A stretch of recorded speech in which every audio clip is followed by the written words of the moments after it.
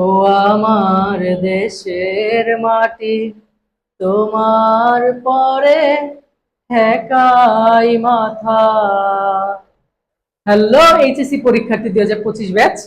আজকে আমরা আপনাদের সাথে আলোচনা করব আইসিটির খুবই গুরুত্বপূর্ণ একটা বিষয়, সংখ্যা পদ্ধতি। সেই সংখ্যা পদ্ধতিরই একেবারে মৌলিক বিষয়গুলোকে নিয়ে আজকে আমরা আপনাদের সামনে আলোচনা করব এবং মূল বিষয়গুলোকে তুলে নিয়ে আসবো। আজকে আমি আছি বর্ণালী একাডেমি থেকে আপনাদের সাথে পাভেল ফরাজি। চলুন আজকে আমরা তাহলে আমাদের মূল বিষয়গুলোকে খুব সংক্ষিপ্ত আকারে জেনে নেই এবং খুবই গুরুত্বপূর্ণ যেহেতু টপিকগুলো, সেহেতু আমাদেরকে খুব তীক্ষ্ণ বুদ্ধি নিয়ে ঠান্ডাভাবে আমাদেরকে বিষয়গুলো দেখতে হবে এবং চিন্তা করতে হবে। আমরা প্রথমেই দেখতে পাচ্ছি যে প্রথমে রয়েছে হচ্ছে সংখ্যা পদ্ধতি কি।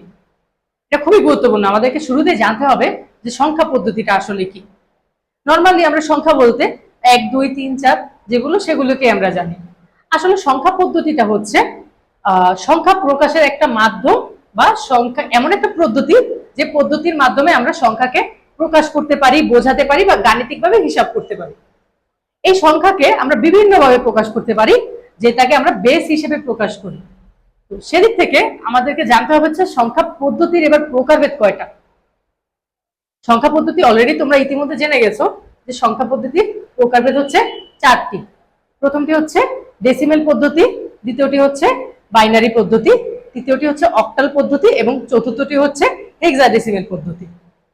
আমি যদি বলি বাইনারি পদ্ধতি কি, সে জানার আগে আমাকে জানতে হচ্ছে ডেসিমেল পদ্ধতিটা কি। ডেসিমেল পদ্ধতিটা হচ্ছে সেই পদ্ধতি যেটা আমরা একেবারে ছোট থেকে শিখে শিখে আসছি, যে 0 থেকে একেবারে 10 পর্যন্ত 9 পর্যন্ত, যে 0 1 2 3 4 5 6 7 8 9, তারপরেই আসে হচ্ছে আবার 1, তারপর 0। অর্থাৎ এখানে আমরা বলতেই পারি এর ভিত্তি বা বেস হচ্ছে 10। এরপরে আমরা যদি দেখি বাইনারিটা কি, বাইনারি হচ্ছে খুব সহজভাবে বলতে গেলে এটা হচ্ছে কম্পিউটারের বোঝার মতো একটা ভাষা, যেই ভাষার মাধ্যমে কম্পিউটার তার সকল তথ্যকে প্রকাশ করে বা রূপান্তর করে। নর্মালি এই রূপান্তরটা করে হচ্ছে কম্পিউটার দুইটা সংখ্যার মাধ্যমে, প্রথমটি হচ্ছে 0 এবং দ্বিতীয়টি হচ্ছে 1। অর্থাৎ আমি বলতেই পারি এক্ষেত্রে বাইনারির বেস বা ভিত্তি হচ্ছে 2। তৃতীয়ত আমি যদি দেখি অক্টাল পদ্ধতি, সেই পদ্ধতির বেস হচ্ছে 8, অর্থাৎ 0 থেকে 7 পর্যন্ত। এবং চতুর্থ এবং সর্বশেষ পদ্ধতির নাম হচ্ছে হেক্সাডেসিমেল পদ্ধতি, যে পদ্ধতি প্রকাশ করি হচ্ছে আমরা ভিত্তি 16-র মাধ্যমে এবং এর শুরুটা হচ্ছে 0 থেকে 9 পর্যন্ত এবং হচ্ছে এখানে আমরা কিছু লেটার ইউজ করি যেটা হচ্ছে এ থেকে এফ পর্যন্ত, যার মান হচ্ছে 10 11 12 13 14 এবং 15। এরপর আমাকে জানতে হবে হচ্ছে সংখ্যা পদ্ধতির রূপান্তরটা আমরা কিভাবে করি, অর্থাৎ আমরা বাইনারি থেকে ডেসিমেল কিভাবে করতে পারি অথবা ডেসিমেল থেকে আমরা বাইনারি কিভাবে করতে পারি, তাছাড়া হচ্ছে অন্যগুলোকে কিভাবে আমরা রূপান্তর করতে পারি, যেটা খুবই গুরুত্বপূর্ণ। তারপর আমরা জানবো হচ্ছে এখানে প্রতিটি সংখ্যা পদ্ধতিকে আমরা কিভাবে প্রকাশ করব। এটা খুবই গুরুত্বপূর্ণ এবং এটা জানাটা অত্যাবশ্যকীয়। তারপরে আমরা জানবো হচ্ছে রূপান্তর করার নিয়ম, অর্থাৎ আমরা যদি নিয়মটাকে মনে রাখি, যেমনটা আমি একটা বলতে পারি যে ডেসিমেল থেকে আমরা যখন অন্য পদ্ধতিতে যাব সেক্ষেত্রে আমাদেরকে দুইটা সংখ্যা দেখতে হবে, সেটা হচ্ছে পূর্ণ সংখ্যা এবং ভগ্নাংশ সংখ্যা। পূর্ণ সংখ্যার ক্ষেত্রে আমরা প্রতিটি সংখ্যাকে তার বেস দিয়ে ভাগ করব এবং ভগ্নাংশ সংখ্যার ক্ষেত্রে আমরা প্রতিটি বেস দিয়ে গুণ করব।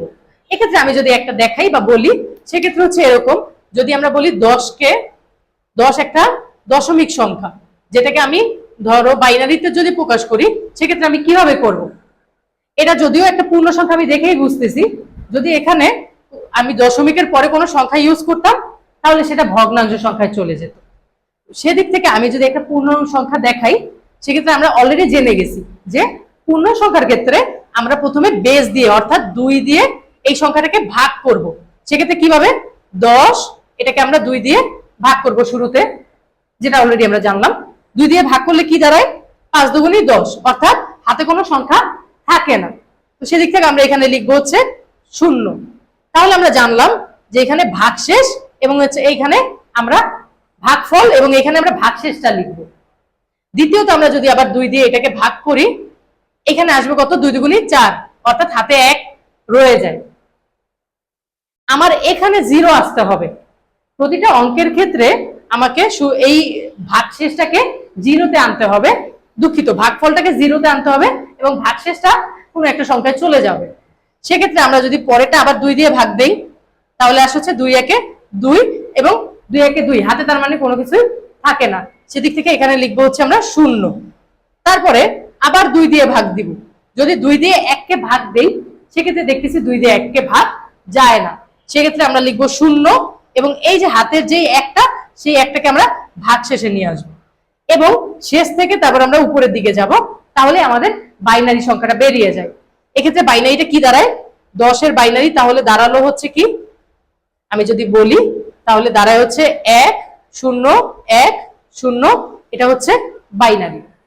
এই নিয়মে হচ্ছে আমরা কোনো পূর্ণ কি ডেসিমেল সংখ্যাকে আমরা বাইনারিতে নিয়ে আসতে পারি বা অন্যান্য সংখ্যায় নিয়ে আসতে পারি। তো আমরা অলরেডি জেনে ফেললাম যে কিভাবে আমরা রূপান্তর করার পদ্ধতি, অর্থাৎ আমরা অন্যান্য সংখ্যা থেকে কিভাবে আমরা ডেসিমেলে বা ডেসিমেল থেকে অন্যান্য সংখ্যায় যেতে পারি। তো তারপরে আমরা জানবো যে ব্যবহারিক প্রয়োগ, অর্থাৎ কোন কোন ক্ষেত্রে আমরা এই সংখ্যা পদ্ধতিগুলোর ব্যবহার ঘটাই বা প্রয়োগ করি। অলরেডি আমরা জানতেই পারলাম যে আমরা বাইনারি সংখ্যাটাকে ইউজ করি হচ্ছে কম্পিউটারের ভাষা, যেহেতু অর্থাৎ কম্পিউটারের মধ্যে। তাছাড়া আমরা এই ভাষাটাকে আমরা বিভিন্ন ক্ষেত্রে ইউজ করতে পারি, সেটা হচ্ছে কম্পিউটার প্রোগ্রাম, তাছাড়া হচ্ছে ডিজিটাল বিভিন্ন ইলেকট্রনিক্স, অর্থাৎ আমি যদি বলি একটা সার্কিট, সেই সার্কিটে কোন ক্ষেত্রে, অর্থাৎ আমরা বিভিন্ন ইলেকট্রনিক সার্কিট দেখতে পাই আমরা, সেটা হতে পারে মাদার বোর্ড বা অন্যান্য কোনো বড় বোর্ড, সেই বোর্ডে আমরা অনেক সময় দেখতে পারি যে কোনো একটা কানেক্ট একটু ইয়া করো তো, কাটো তো। তো আমরা ইতিমধ্যে জেনে গেছি যে কম্পিউটারের ভাষার ক্ষেত্রে আমরা বাইনারি ইউজ করি, তো সেক্ষেত্রে আমরা বলতেই পারি ব্যবহারিক প্রয়োগের দিক থেকে আমরা কম্পিউটারে বাইনারির প্রয়োগটা করি।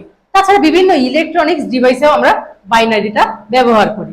তাছাড়া আমরা বিভিন্ন রং প্রয়োগের ক্ষেত্রে বা রং কোডিং বা মেমোরির কি বলে ঠিকানায় আমরা HTML এর ব্যবহার, আমরা হেক্সাডেসিমেল এর ব্যবহারটা করে থাকি। এটাই হচ্ছে আমাদের ব্যবহারিক প্রয়োগ, যার আমরা আরো বিস্তারিত আলোচনা করব আমরা পরের ক্লাসে। তাছাড়া বাস্তব জীবনের সংখ্যা পদ্ধতির প্রয়োগ, বাস্তব জীবনের সংখ্যা পদ্ধতির প্রয়োগটা আমরা করি হচ্ছে আমাদের বিভিন্ন লেখালেখির ক্ষেত্রে, তাছাড়া হচ্ছে বিভিন্ন ডিভাইস প্রয়োগের ক্ষেত্রে বা ডিভাইস তৈরির ক্ষেত্রে। তো এটাই হচ্ছে আমাদের সংখ্যা পদ্ধতির একটি বিস্তারিত আলোচনা, যেটার একটা ক্ষুদ্রাংশ আজকে আমরা আলোচনা করলাম।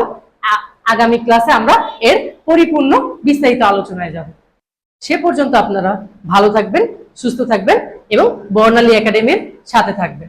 অবশ্যই বর্ণালী একাডেমির ফেসবুক পেজ এবং ইউটিউব চ্যানেলটা ফলো এবং সাবস্ক্রাইব করবেন। ধন্যবাদ সবাইকে। আসসালামু আলাইকুম। স্যার, শেষ করার আগে আপনার কাছে একটা আবদার আছে। আবদারটা হলো, শুনেছিলাম আপনার কণ্ঠ নাকি অনেক সুমধুর। সেই সুমধুর কণ্ঠে আমাদেরকে 2 লাইন গান শুনিয়ে যান। আচ্ছা, ধন্যবাদ আপনাকে। ও আমার দেশের মাটি, তোমার পরে ঠেকাই মাথা। ও আমার দেশের মাটি, তোমার পরে ঠেকাই মাথা। তোমার ওই বিশ্বময়ী, তোমার ওই বিশ্বময়ের আঁচল মাখা।